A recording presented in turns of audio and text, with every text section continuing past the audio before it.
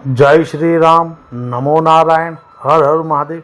माता दुर्गा यानी कि देवी दुर्गा के 9 अवतारों में से दूसरे अवतार को माता ब्रह्मचारिणी के नाम से जाना जाता है। देवी के इस अवतार की पूजा नवरात्रि के दूसरे दिन की जाती है। माँ का नाम ब्रह्मचारिणी 2 शब्द ब्रह्म और चारिणी से मिलकर बना है। जहाँ ब्रह्म का अर्थ है तपस्या, वहीं चारिणी का अर्थ है आचरण करने वाली, अर्थात ब्रह्मचारिणी का शाब्दिक अर्थ है तप का आचरण करने वाली। महादेव को अपने पति के रूप में पाने के लिए की गई कठोर तपस्या के कारण ही देवी को ब्रह्मचारिणी स्वरूप का आविर्भाव हुआ था। तो चलो मैं आपको बताता हूँ कि माँ ब्रह्मचारिणी के तप की अनन्य कथा है। देवी ब्रह्मचारिणी का स्वरूप अत्यंत शांत एवं मनोरम है। उनके दाएं हाथ में जप की अक्षयमाला और बाएं हाथ में कमंडल सुसज्जित है। इस स्वरूप में माता बिना किसी वाहन के नजर आती है। नवरात्रि के पावन त्योहार के दूसरे दिन माता ब्रह्मचारिणी की विधि पूर्वक पूजा होती है। माता ब्रह्मचारिणी के महात्मा की कथा महादेव के पति उनके प्रेम और निष्ठा से जुड़ी हुई है।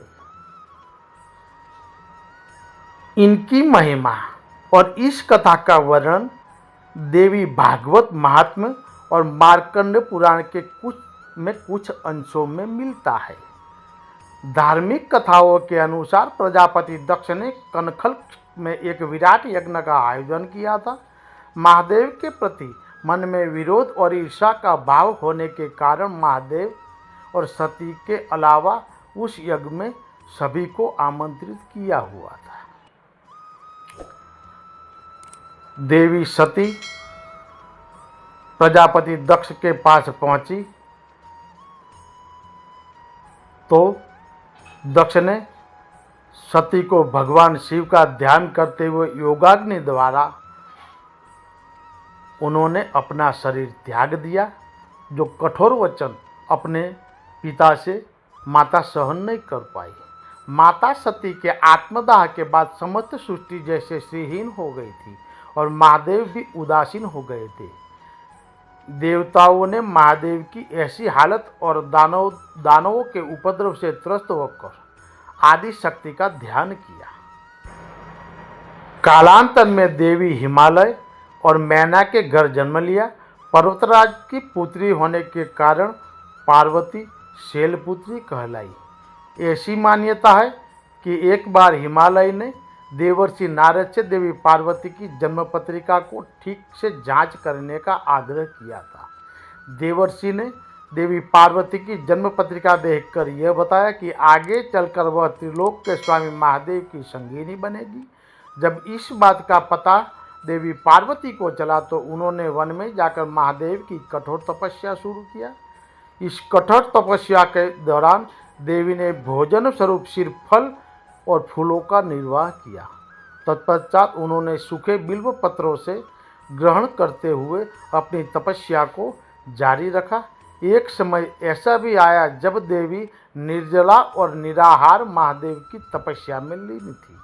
महादेव को पाने के लिए देवी ने इतनी कठिन तपस्या के साक्षी सभी देवता एवं ऋषि मुनि बने और उन्होंने देवी पार्वती की इस तपस्या को अभूतपूर्व बताया। जब देवी की कठिन तपस्या के कारण उनका शरीर कमजोर हो गया तब सभी देवताओं और ऋषियों ने इस तपस्या से प्रसन्न होकर उन्हें यह आशीर्वाद दिया कि उनकी सभी इच्छाएं पूरी होगी और माता आपका विवाह महादेव के साथ ही संपन्न होगा।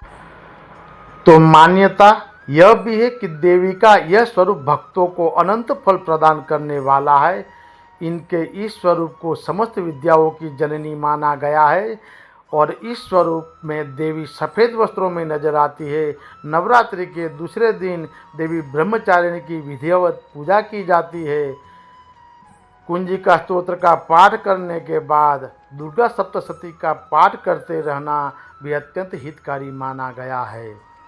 इसके साथ माता ब्रह्मचारिणी का आराधना का मंत्र है ओम देवी ब्रह्मचारिणे नमः, अर्थात जिन देवी का ओमकार स्वरूप है उन सर्वोत्तमा देवी ब्रह्मचारिणी को हम सभी नमस्कार करते हैं।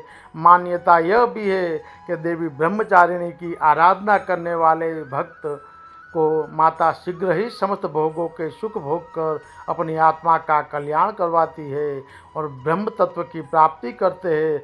हमें भी माता का शरण प्राप्त हो ऐसी भावना माननी चाहिए। देवी दुर्गा के ब्रह्मचारिणी की अवतार की कहानी हमें ये सीख देती है कि तप, त्याग, सदाचार, परिश्रम और संयम का मनुष्य के जीवन में कितना महत्व होता है। मनुष्य अगर कठोर परिश्रम करते हुए अपना जीवन यापन करे तो उसे अपनी मनोवांछित फल की प्राप्ति अवश्य होती है। जिस प्रकार अत्यंत मुश्किल परिस्थितियों में भी देवी ब्रह्मचारिणी ने अपनी तपस्या का पथ नहीं छोड़ा, उसी प्रकार किसी भी मनुष्य को भी परिश्रम का पथ नहीं छोड़ना चाहिए। जय श्री राम, नमो नारायण, हर हर महादेव, जय माता जी।